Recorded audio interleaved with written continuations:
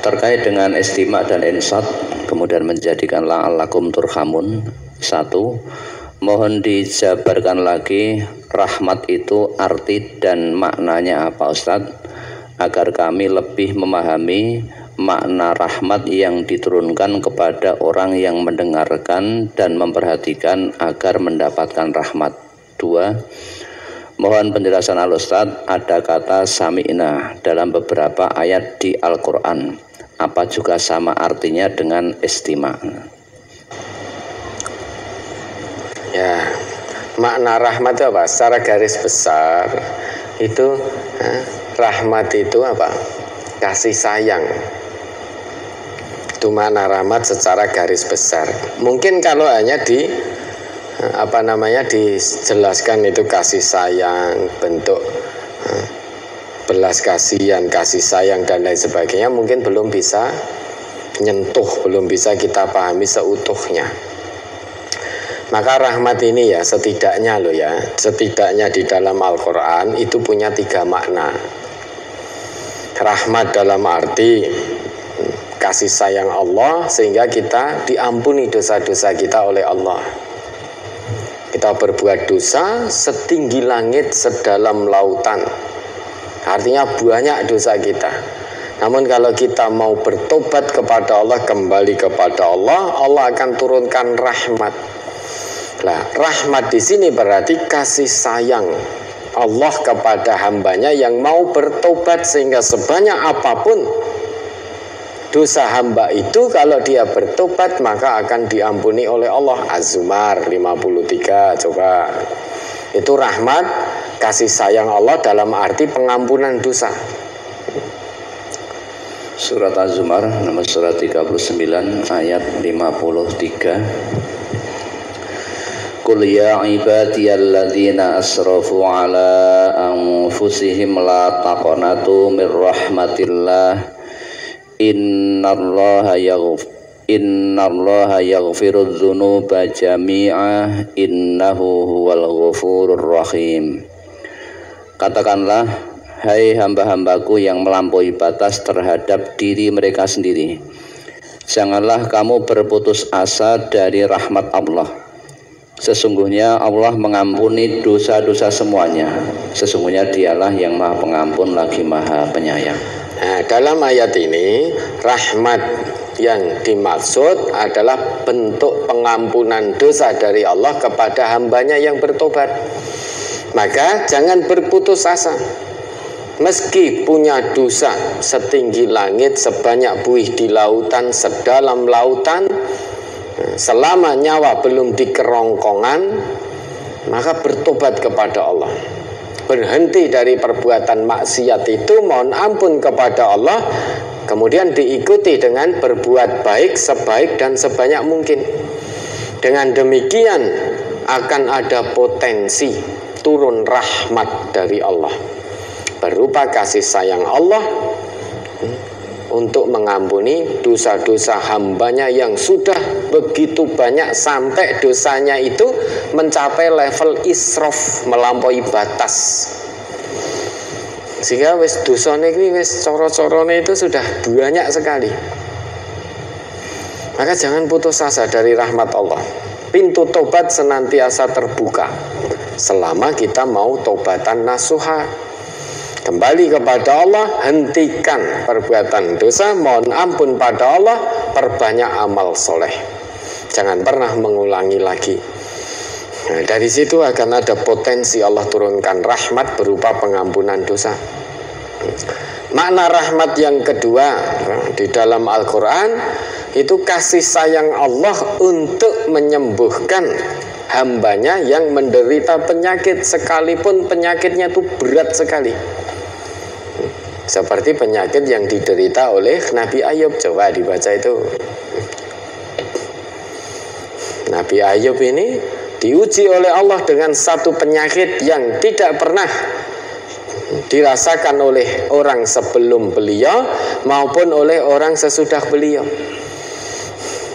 Namun dengan begitu beliau tidak berputus asa terhadap rahmat Allah. Maka dibaca anni massaniyadzurru wa anta arhamur rahimin. Nabi Ayub tidak putus asa dengan beratnya penyakit yang beliau derita, karena dia yakin dia itu hamba Allah yang maha menyembuhkan, maka tidak pernah berputus asa dari rahmat Allah. Maka surat Al-Anbiya nomor surat 21 ayat 83. Wa ayyuba iznada rabbahu anni massaniyadzurru wa anta arhamur rahimin. Dan ingatlah kisah Ayub ketika ia menyeru Tuhannya, "Ya Tuhanku, sesungguhnya aku telah ditimpa penyakit, dan Engkau adalah Tuhan yang maha penyayang di antara semua penyayang." Wa ayyuba, selain ini karena isim ghairu munsharif, ya, ini dibuka dengan huruf fathah, terbuka berarti. Fathah itu kan terbuka. Wa ayyuba. Nah, terbuka ini berarti kisah ini terbuka sepanjang zaman untuk diambil ibrahnya, diambil pelajarannya. Ya, jadi dari harakah fathah ini itu mengandung makna. Jadi kisah ini dibuka oleh Allah sepanjang zaman sampai berakhirnya kehidupan dunia. Siapapun bisa mengambil ibrah pelajaran dari kisah Nabi Ayub ini. Apa kisahnya? Itnada rabbahu anni massaniyadzurru wa anta arhamur rahimin. Ketika Nabi Ayub memohon kepada Tuhannya dengan penyakit yang begitu berat beliau derita bertahun-tahun, tidak ada orang selain Nabi Ayub yang menderita penyakit ini. Selama bertahun-tahun beliau tidak mengeluh, beliau tidak putus asa kepada Allah, karena beliau sangat tahu, sangat paham bahwa beliau itu hamba Allah yang maha menyembuhkan. Maka sekalipun ya, dawa atau obat-obatan medis sudah tidak mampu menyembuhkan, mengacu pada kisah Nabi Ibrahim ini, mengambil ibrah dari kisah Nabi Ibrahim, jangan putus asa dari rahmat Allah. Karena Allah itu maha kasih sayang terhadap hambanya. Yang sakit tidak mengeluh, tidak suudzon kepada Allah, tidak pernah meninggalkan Allah, tidak pernah berkeluh kesah selain hanya kepada Allah. Allah akan turunkan rahmatnya berupa kesembuhan. Berupa kesembuhan. Dalam kondisi Nabi Ayub ini bukan dawa lagi yang dibutuhkan, tetapi syifa. Maka kalau ada medis yang sudah angkat tangan, memang seperti itu, menunjukkan bahwa secanggih apapun medis tetap punya keterbatasan. Sepinter apapun seorang dokter, tetap dia makhluk punya keterbatasan. Maka kadangkala menghadapi satu penyakit, medis angkat tangan. Tapi Allah tidak pernah angkat tangan. Allah itu asy-syafi. Maka salah satu doa Nabi ketika mengunjungi orang yang sakit, Allahumma rabban nas mudhibal basi. Ya Allah, Tuhannya segenap manusia yang maha menghilangkan gangguan atau penyakit ini. Isfi antas syafi, sembuhkan dia ya Allah, karena engkaulah satu-satunya penyembuh. La syafiya illa anta, tidak ada penyembuh kecuali hanya engkau wahai Allah. Syifa'an la yughadiru saqama, dengan kesembuhan yang tidak akan kambuh lagi. Asy-syafi, asy-syafi itu hanya Allah. Maka kondisi Nabi Ayub ini bukan dawa lagi yang dibutuhkan, tetapi syifa, itu kesembuhan dari Allah. Maka banyak yang medis angkat tangan. Biasanya kita manusia, manusiawi memang. Ketika rumah sakit tercanggih, dokter tercanggih, obat nomor 1, kemudian kok angkat tangan, secara manusiawi kita akan drop. Kepada siapa? Ini rumah sakit terbaik saja sudah angkat tangan. dokter terbaik angkat tangan, obat terbaik sudah tidak mempan. Kepada siapa? Nah, lupa kalau Allah itu Asy-Syafi. Kita ini hamba Allah Asy-Syafi. Maka mohon kepada Allah, mendekat lagi kepada Allah, lebih dekat, lebih dekat, lebih dekat lagi. Boleh dengan doanya Nabi Ayub ini, Rabbi anni massaniyadzurru wa anta arhamur rahimin. Terus diulang-ulang doa ini dengan penuh keyakinan kepada Allah bahwa Allah akan turunkan rahmatnya, sehingga penyakit yang ada pada diri kita seberat apapun, atas kasih sayang Allah, atas rahmat Allah, itu bisa disembuhkan. Karena Allah itu arhamur rahimin, maha penyayang di antara para penyayang. Tidak ada yang lebih penyayang daripada Allah. Maka kalau sakit, jangan pernah melupakan Allah. Karena yang punya kesembuhan hanya Allah juga. Selain berobat, ikhtiar insaninya, datang kepada Allah ikhtiar ilahinya. Karena akan ada pada satu titik sakit itu dawa tidak mampu lagi. Kalau kita melupakan Allah, maka persis seperti orang yang tidak beriman. Saat dawa sudah tidak mampu, maka dia bingung, gelisah, kesana kemari. Uang yang banyak ternyata tidak bisa membeli kesembuhan.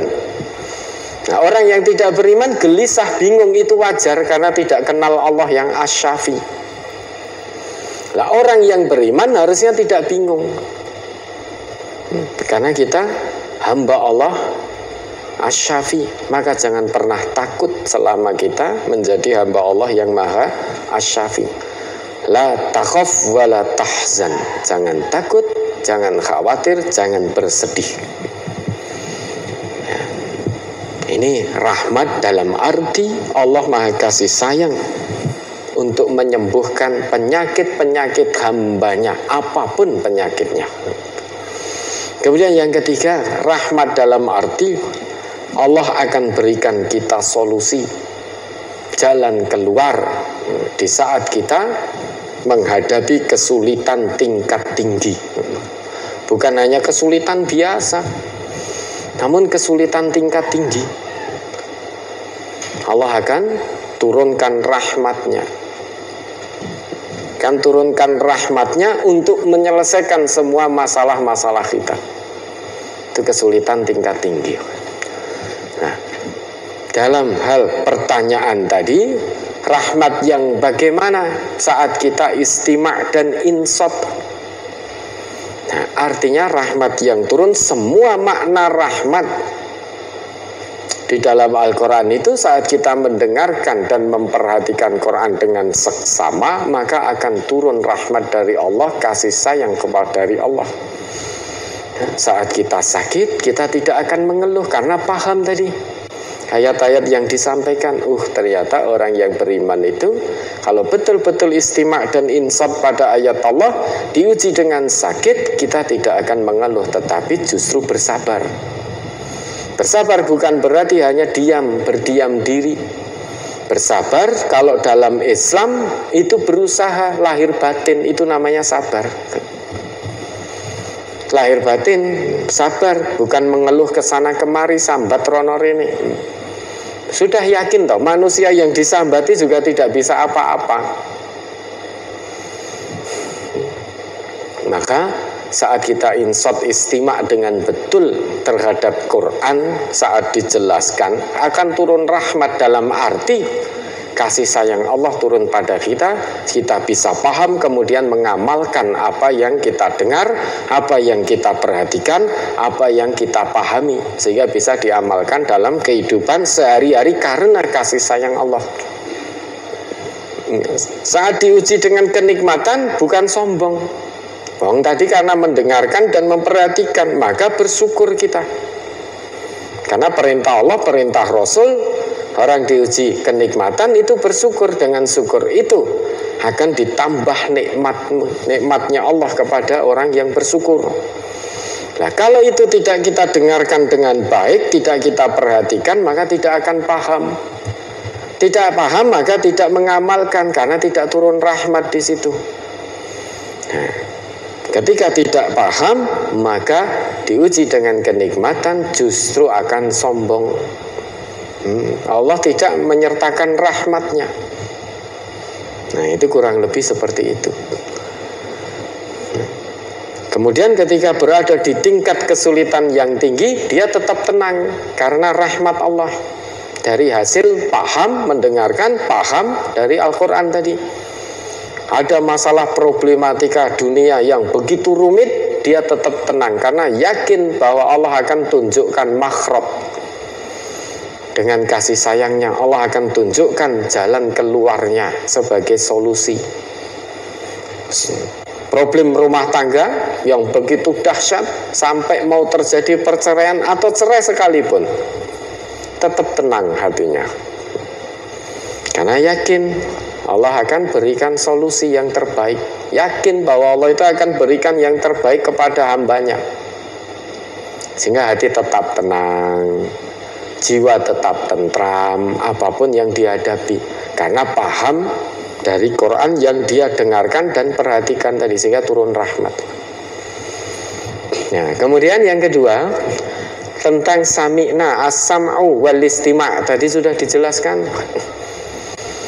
Ya, istima' itu ada usaha berarti memang betul-betul usaha sengaja untuk fokus. Bisa fokus mendengarkan, bisa mendengar tapi dengan sambil lalu. Tentu hasilnya al-istima'. Hasilnya karena istima' itu akan dia memang berusaha, memang sengaja untuk fokus, bukannya kok tidak sengaja. Dalam kaidah bahasa Arab itu ziyadatul mabna tadullu ala ziyadatil makna. Bertambahnya bangunan satu kata itu akan bertambah maknanya. Kalau as-sam'u itu dari sami'a. Kalau istama'a, maka akan ada tambahan alif dan ta. Ziyadatul mabna tadullu ala ziyadatil makna. Tambahnya satu bangunan dalam satu kata itu akan menambah dalam maknanya. Sehingga istima' itu ada usaha, sengaja mendengarkan. Ada usaha, bukan sambil lalu. Nah, kalau as-sam'u bisa sambil lalu, bisa menyengaja. Ini kurang lebih seperti itu. Ya, ada lagi.